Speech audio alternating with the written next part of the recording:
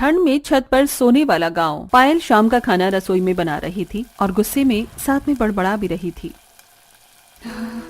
पता नहीं इन लोगों को क्या दिक्कत है, एक बात भी समझ में नहीं आती है, हमेशा बस अपनी ही मनमर्जी करनी होती है। अरे फिर हमारा इस घर में रहने का फायदा ही क्या है जब हमारी मर्जी का कुछ चलता ही नहीं है। एक तो इतनी ठंड है, फिर भी इन्हें समझ में नहीं आता।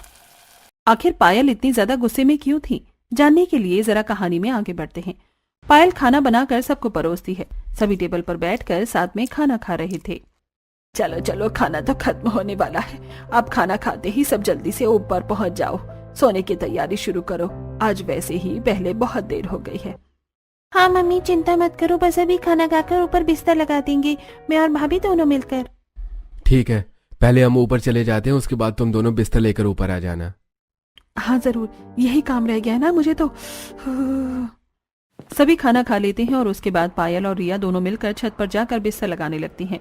दोनों बिस्तर बिछा ही रही थी, तभी वहां सामने वाली छत पर, जो उनकी दीवार से बिल्कुल दीवार सटी हुई थी, उनकी पड़ोसन बहू भी वहां पर बिस्तर बिछा रही थी। और पायल, घर का सारा काम खत्म हो गया? हाँ, सबने खाना पीना खा लिया है, अभी सबका बिस्तर लगा दूंगी, सब लेट जाएंगे, उसके बाद बस बर्तन धोने बचे हैं, जाकर वही धोऊंगी। एक तो इतनी ठंडी ठंडी हवा चल रही है और ठंड में रात को बर्तन धोना बड़ा मुसीबत होता है। इसलिए सर्दी में मैं तो पहले ही काम खत्म कर लेती हूँ, उसके बाद काम करने का मन ही नहीं करता, वो भी ठंडे पानी से। तभी वहाँ पर पायल और नेहा के ससुराल वाले ऊपर आ जाते हैं।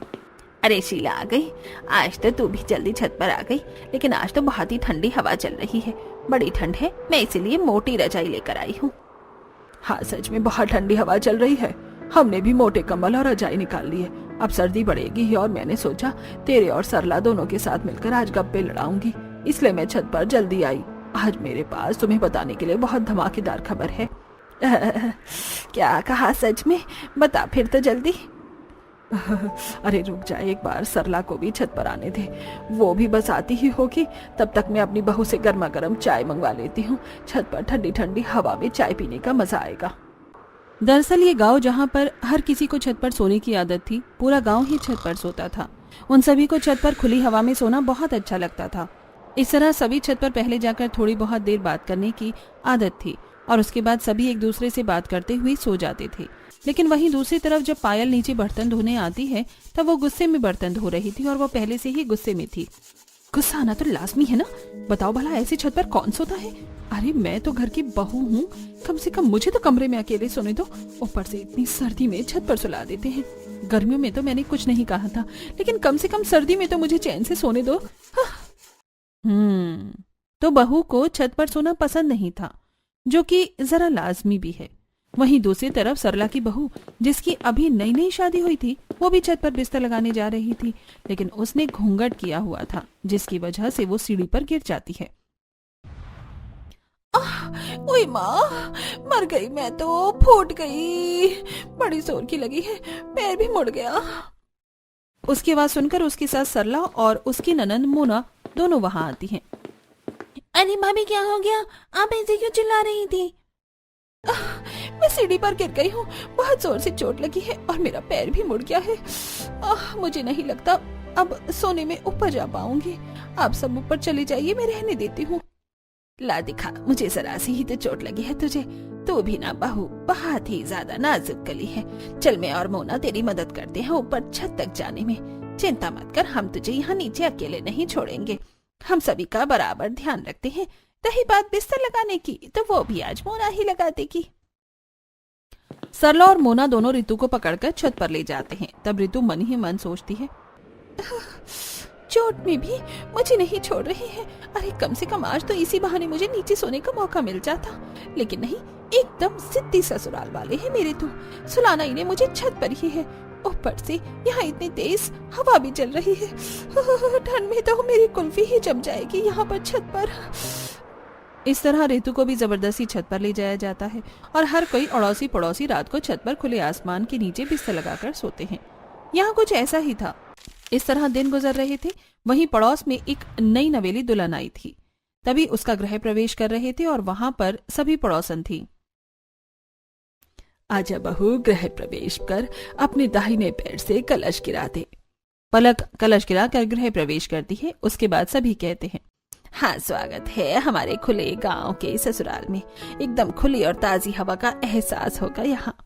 बिल्कुल सही कहा, यहाँ पर ऐसा खुला वातावरण कहीं नहीं मिलेगा बहू, जैसा हमारे गांव में मिलता है। हमारी बहुओं से पूछो, इसलिए तो खुश रहती हैं। नई नवेली दुल्हन पलक को तो कुछ समझ में ही नहीं आता, लेकिन वहीं खड़ी पुरानी बहुएं कहती हैं, हाँ बिल्कुल बिल्कुल, हम तो कुछ ज्यादा ही खुश हैं यहाँ पर। हर रोज खुली हवा में सोने का हमें इतना अच्छा अवसर जो मिलता है, जिसकी वजह से हमारी रात की नींद पूरी नहीं हो पाती है। अरे कुछ दिन पहले मुझे चोट लग गई, लेकिन फिर भी जबरदस्ती मुझे छत पर लेकर गई है सुलाने के लिए। हाँ, और कल पूरी रात मुझे नींद नहीं आई। एक तो इतनी ठंडी हवा चल रही थी, ऊपर से मेरा कंबल भी इतना पतला था। आज भी मुझे खांसी जुकाम हो रखा है, लेकिन नहीं, इन्हें तो सिर्फ अपनी मर्जी चलानी है। सच में क्या ही कह सकते हैं इन लोगों को। अब अगले दिन जब पलक रात को सभी को खाना बनाकर खिलाती है, खाना खाने के बाद वो जब अपने कमरे में जा रही थी, तब उसकी सास उसे रोकते हुए कहती है, अरे बेटा कहाँ जा रही है? चल जल्दी से बिस्तर लेकर छत पर चल, वहीं पर हमारा बिस्तर लगेगा। ये बात सुनकर पलक को बड़ी हैरानी होती है। क्या कहा? छत पर? लेकिन ऐसा क्यों? अरे हमारे यहाँ ऐसा ही होता है। हमारे यहाँ पूरा गांव छत पर ही सोता है। छत पर एकदम खुली और ताजी हवा जो चलती है, छत पर सोने का जो मजा है वो कहीं और नहीं। जल्दी कर, सब लोग छत पर आ गए होंगे। ये बात पलक को तो बड़ी अजीब लगती है, लेकिन वो कर भी क्या सकती थी। जैसा उसकी सास ने करने को कहा, उसने वैसा ही कर लिया। उनके पीछे पीछे छत पर चली जाती है और चारों तरफ नजरें घुमाकर देखती है कि लगभग पूरा गांव ही अपनी छतों पर बिस्तर बिछा रहा था और आधे लोग तो सो भी गए थे। तभी उनकी पड़ोसन सुनीता कहती है, अरे वाह, हमारी नई नवेली दुल्हन भी आ गई छत पर। कैसे नहीं आती? छत पर सोने का मजा ही जो अलग है। वही तो, छत पर खुले में सोना जितना मजा और कहीं हो भी सकता है भला। वहीं दूसरी तरफ सुनीता की बहू मन में सोचती है, ये लोग कुछ भी अपने मन में खुद ही सोच लेते हैं, हमें अच्छा लगेगा, लेकिन इन्हें कौन बताए हमें जो छत पर सोना बिल्कुल भी पसंद नहीं है, लेकिन जबरदस्ती ऊपर उठाकर ले आते हैं। मैं तो पलक का सोच रही हूँ, बेचारी को शादी के दूसरे ही दिन छत पर जाकर सोना पड़ रहा है। पता नहीं मन में क्या क्या सोच रही होगी। सभी बिस्तर लगाकर सो जाते हैं, लेकिन पलक, जिसके लिए ये सब बिल्कुल नया था, उसे बिल्कुल भी नींद नहीं आती। वो आंखें खोलकर देखती है कि उसके पूरे ससुराल वाले आराम से खर्राटे मारकर सो रहे थे।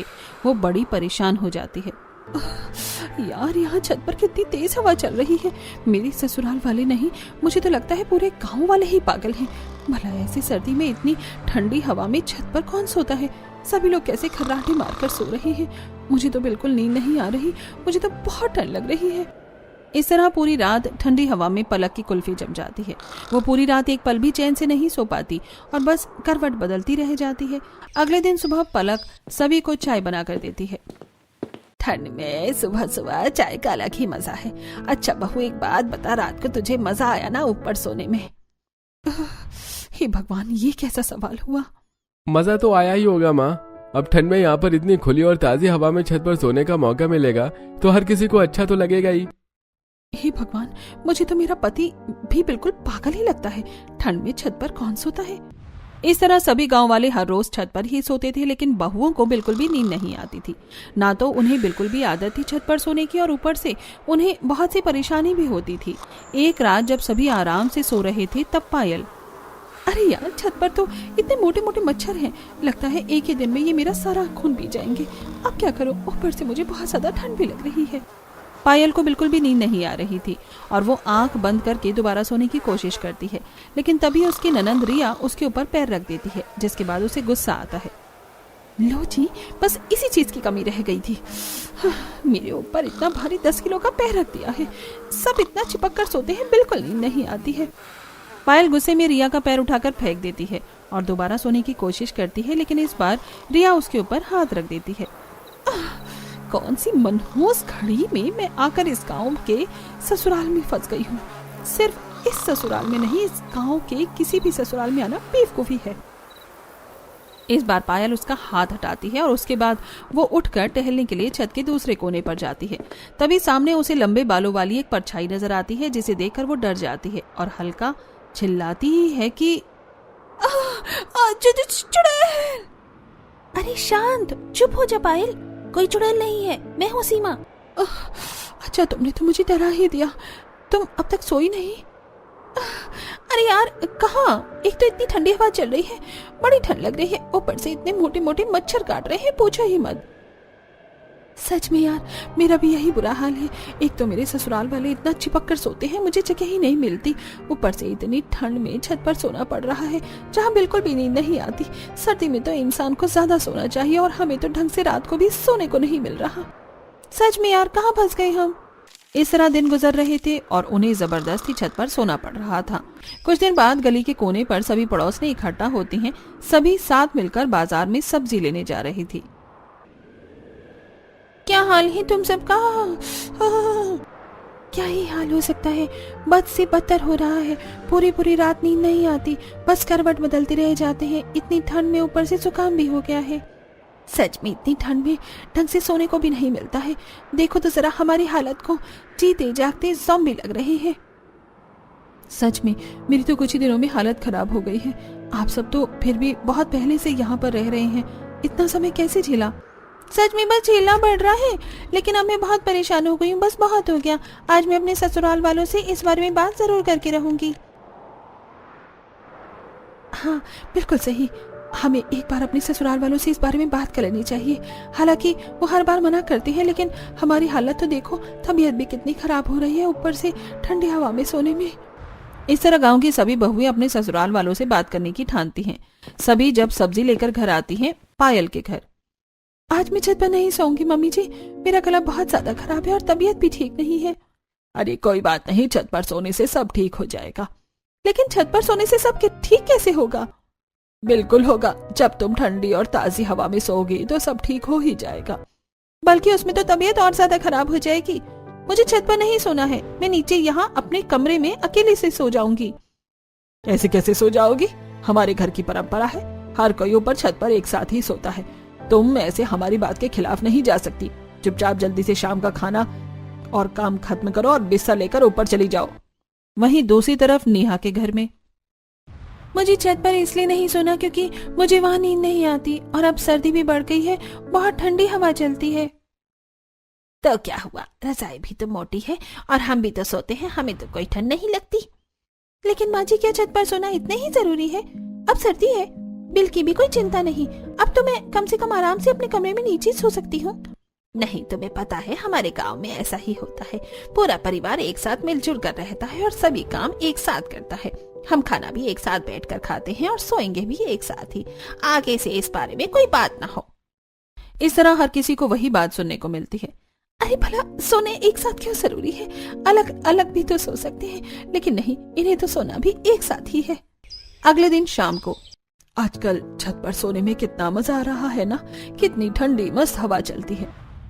सच में मजा आ जाता है, लेकिन कल मेरी बहू ऊपर छत पर सोने से मना कर रही थी। अरे मेरी बहू भी मना कर रही थी, मैंने तो डांट दिया। हाँ मैंने भी वही डांट दिया। बताओ, उन्हें तो कुछ पता ही नहीं है कि छत पर सोना कितना अच्छा होता है। हाँ मेरी नई नवेली बहू भी कल मना कर रही थी, लेकिन मैंने उसे भी समझाया कि ऊपर खुली और ताजी हवा में सोना कितना अच्छा होता है। एक तरफ बहुओं का अलग मत था और दूसरी तरफ सास का अलग, लेकिन अंतिम फैसला तो सास का ही चलना था। जब सीधे तरीके से बात करने पर काम नहीं चला, तब सभी बहुएं फैसला करती हैं। कहते हैं जब घी सीधी उंगली से ना निकले तो उंगली टेढ़ी करनी पड़ती है। तो दीदी चम्मच से घी निकाल लो। अरे पलक, ये कहावत है। बात यह है कि हम आखिर क्या ऐसा कर सकते हैं जिससे हमारे ससुराल वाले छत पर सोना छोड़ दें?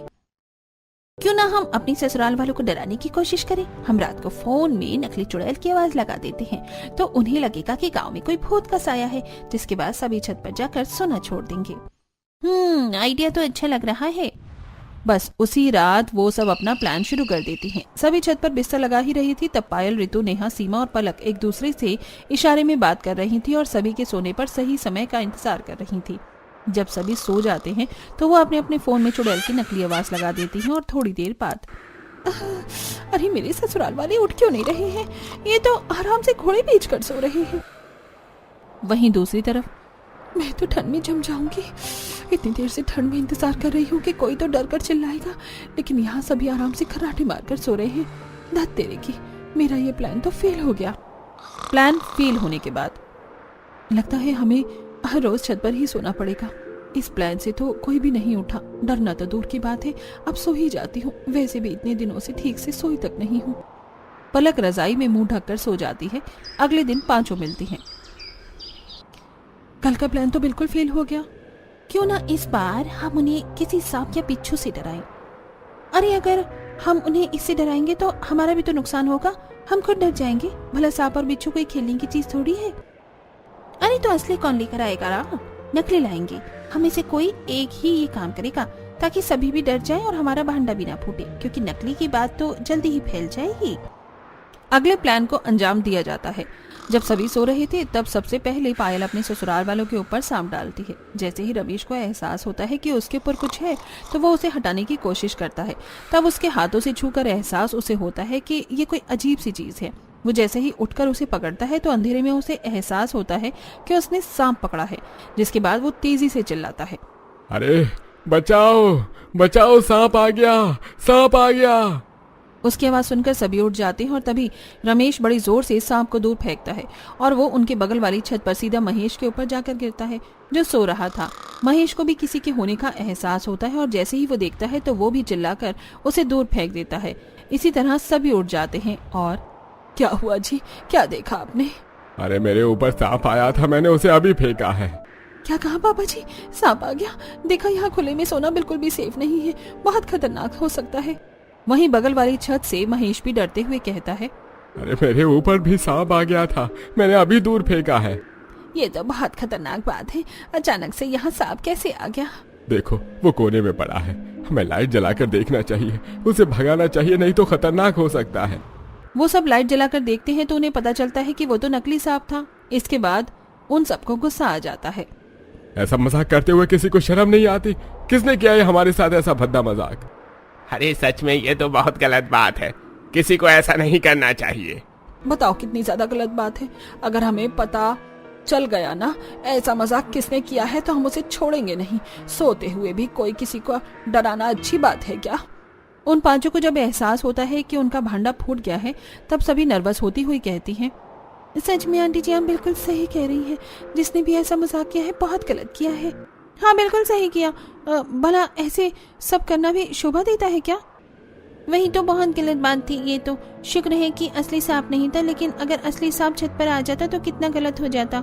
हमें ऐसे बाहर खुले में नहीं सोना चाहिए, थोड़ा सावधानी रखनी चाहिए। हाँ चलो, शुक्र था कि यह असली सांप नहीं था और असली सांप आएगा भी नहीं। चिंता मत करो, हम इतने सालों से छत पर सो रहे हैं, आज तक ऐसा कुछ भी नहीं हुआ। बस किसी मूर्ख इंसान ने नकली सांप फेंक कर भद्दा मजाक किया है। यहाँ असली सांप वगैरह कुछ भी नहीं आने वाला, सब आराम से सो जाओ। इस तरह सभी अगल बगल में छत पर एक दूसरे को समझाकर और बात करते हुए वापस से सो जाते हैं। फिर से पायल भीड़ में सोते हुए सोचती है, अब इतनी ठंड में छत पर ही सोना होगा। हे भगवान, मेरा तो दूसरा प्लान भी फेल हो गया। मुझे तो लगता है बुढ़ापे तक मुझे छत पर ही सोना होगा। तभी रिया अपना पर पायल पैर रख देती है। हाँ बस इसकी और कमी बाकी थी। इस तरह उन सभी ने अब हार मान ली और उनके ससुराल वाले यानी पूरा ही गांव छत पर सोना नहीं छोड़ सकता था। लेकिन वहीं दूसरी तरफ हर किसी की अब तबीयत कुछ ज्यादा ही खराब हो रही थी। अरे मुझे तो इतनी ज्यादा खांसी हो रही है, समझ नहीं आ रहा क्या हो रहा है। अरे मुझे खुद खांसी जुकाम हो रहा है, पता नहीं क्या है। गांव में लगभग सभी को एहसास हो रहा है। आप मेरी बात मानिए चाहे मत मानिए, लेकिन ये सब ऊपर छत पर सोने की वजह से ही हो रहा है। इतनी ठंडी हवा में हम छत पर सोएंगे तो तबीयत खराब होगी ही। नहीं, हम हर साल सर्दी में छत पर ही सोते थे, लेकिन पहले तो कभी ऐसा नहीं हुआ। हवा की वजह से ऐसा नहीं हो रहा है और थोड़ा बहुत तो हर सर्दी में होता ही है। इसकी वजह से हम खुली ताजी हवा में सोना कैसे छोड़ सकते हैं। वहीं दूसरी तरफ सीमा के घर में सबकी हालत खराब थी। अरे मुझे तो बुखार भी हो गया है, पता नहीं कैसा सर्दी का मौसम आता है, हर बार बीमार करके जाता है। मैं कह रही हूँ सब ऊपर छत पर ठंडी हवा में सोने से हो रहा है। ऐसा नहीं है, हम इतने समय से छत पर सो रहे हैं और मैं भी तो छत पर सोता हूँ, लेकिन मैं तो बिल्कुल ठीक हूँ, मुझे कुछ नहीं हुआ। सीमा की सास की तबीयत तो खराब ही थी, लेकिन उसके बच्चे की भी तबीयत खराब हो रही थी। फिर भी कोई समझने को तैयार नहीं था। बेटा ये बुखार की दवाई पी लो वरना तबीयत ज्यादा खराब हो जाएगी। नहीं मम्मी, दवाई बहुत ज्यादा कड़वी है, मुझे पसंद नहीं है। मैं जानती हूँ बेटा, दवाई कड़वी है, लेकिन तुम्हें दवाई तो पीनी ही होगी, वरना तुम ठीक कैसे होगे। अच्छा चलो दवाई पी लो, फिर मैं तुम्हें बहुत टेस्टी चीज खिलाऊंगी। जैसे तैसे करके बच्चे को समझाकर सीमा दवाई पिलाती है। सबकी तबीयत खराब थी, लेकिन फिर भी कोई भी छत पर सोना नहीं छोड़ रहा था। कुछ दिन बाद सभी के टेस्ट करवाए जाते हैं और लगभग काफी ही लोगों की तबीयत ज्यादा खराब थी। जब गांव का डॉक्टर ये रिपोर्ट देखता है तो वो अपने जूनियर डॉक्टर के साथ गांव में कैंपेन के लिए जाता है। वहां पर वो सरपंच के साथ मिलकर सभी गांव वालों को इकट्ठा करते हैं। तो बताइए डॉक्टर साहब, ऐसी कौन सी बात है जो आप हम सभी गांव वालों से करना चाहते हैं और जो बहुत जरूरी है? क्या कोई समस्या है? हाँ सरपंच, बिल्कुल बहुत बड़ी समस्या है जो इस गांव में हवा चल रही है। ये बात सुनकर एक बार को सभी गांव वाले घबरा जाते हैं। लेकिन ऐसा क्या है जिसकी वजह से सभी गांव वालों को खतरा है? मैं आप सभी को समझाता हूँ। देखिए, आप सभी बहुत समय से ही छत पर सो रहे हैं, जो कि बहुत अच्छी बात है। हमें ऐसा करना चाहिए। छत पर ठंडी और ताजी हवा में सोने पर हमारा शरीर मजबूत होता है और इम्यूनिटी सिस्टम भी अच्छा होता है। अरे बिल्कुल सही कहा डॉक्टर आपने, इसीलिए तो हम सभी पूरा गांव मिलकर छत पर रात को सोते हैं। वहीं दूसरी तरफ बहू वाला ग्रुप, ये डॉक्टर सटिया गया है क्या? हमारी मुसीबत कम करने की बजाय बढ़ा रहा है। डॉक्टर आगे अपनी बात कहते हैं। हाँ बिल्कुल, हमारे पूर्वज भी पहले छत पर सोते थे, क्योंकि पहले बहुत सारे पेड़ पौधे होते थे, खुली हवा होती थी। पहले इतनी गाड़ियां और टेक्नोलॉजी भी नहीं थी, लेकिन अब धीरे धीरे जमाना बदलने लगा है, टेक्नोलॉजी होने लगी है। अब घर में हर फ्रिज, एसी, टीवी और बहुत सी बाइक और गाड़ियां भी हैं, जिसकी वजह से हवा दिन ब दिन दूषित होती जा रही है। खासकर सर्दियों के मौसम में, जिस समय पराली भी बहुत ज्यादा जलती है, जो कि पॉल्यूशन का बहुत बड़ा कारण है। अरे बिल्कुल सही कहा आपने, लेकिन इन सब बातों का क्या तात्पर्य है? इन सभी बातों का तात्पर्य है कि अब जो आज की हवा है वो पहले के जमाने की तरह बिल्कुल शुद्ध और ताजी नहीं रही, जिसकी वजह से हमारे शरीर में बहुत गंदी हवा जाती है। दिन में तो हमारी मजबूरी होती है घर के बाहर जाकर खेतों में काम करना या हमारा नौकरी करना, लेकिन रात को आप सभी की ऐसी कौन सी मजबूरी है जो आप सब छत पर सोकर इतनी गंदी हवा को अपने शरीर के अंदर लेकर जा रहे हैं? रात को तो हमारा शरीर रेस्ट करता है, सारी गंदी हवा को बाहर निकालता है, लेकिन आप सभी उसे रेस्ट देने के बजाय वही गंदी पोल्यूशन वाली हवा में सोकर अपने शरीर को और दूषित कर रहे हैं। ये बात सुनकर सभी गांव वाले हैरान हो जाते हैं और समझने की कोशिश करते हैं कि आखिर डॉक्टर सच में उनसे क्या कहना चाह रहे थे। देखिए, इसीलिए आधे से ज्यादा गांव बीमार हो रहा है। हर किसी को खांसी, जुकाम, गला खराब हो रहा है, ये सब पोल्यूशन की वजह से। जब मैंने आप सभी की रिपोर्ट को चेक किया और मुझे इसका कारण पता चला, तो मैंने जल्दी से फैसला किया कि आप सभी को इस बारे में बताया जाए। देखिए, ये सोच अच्छी है कि खुली और ताजी हवा में सोना चाहिए, लेकिन आजकल वो खुली और ताजी हवा है कहाँ? पहले के जमाने में पोल्यूशन नहीं था तो सब शुद्ध था, लेकिन आजकल आप वाकिफ हैं कि सब सच्चाई से। तो फिर इतना बड़ा खतरा क्यों मोल लेना, जिसकी वजह से हमारी तबीयत खराब होती है और ये हमारे स्वास्थ्य के लिए बहुत हानिकारक है। अरे बिल्कुल सही कहा डॉक्टर ने। तो आप सभी गांव वाले अगर अपने स्वास्थ्य को सही करना चाहते हैं तो सर्दियों में खासकर छत पर न सोया जाए, तभी पोल्यूशन ज्यादा होता है और गर्मी में इतनी परेशानी नहीं होती। अरे तो गांव वालों, सभी ध्यान से सुनो। हमारी पुरानी जो प्रथा थी छत पर सोने की, वो पुराने जमाने के हिसाब से ठीक थी, लेकिन बदलते समय के हिसाब से और बढ़ते पोल्यूशन की वजह से अब हमें फैसला लेंगे कि छत पर कोई न सोए, खासकर सर्दियों में। सभी अपने परिवार के साथ अब नीचे अपने कमरों में ही सोएंगे। इस तरीके से ऑफिशियली ये गांव के सरपंच द्वारा निर्धारित हो जाता है। सभी गांव वालों को भी ये बात समझ आ जाती है और वो भी छत पर सोने का फैसला छोड़ देते हैं। सभी डॉक्टर के पास जाकर धन्यवाद करती हैं। हमें खुशी है कि हमारी बात सुनने के बाद आपने सभी को समझाने का निर्णय लिया। हमारी मदद करने के लिए आपका बहुत बहुत शुक्रिया।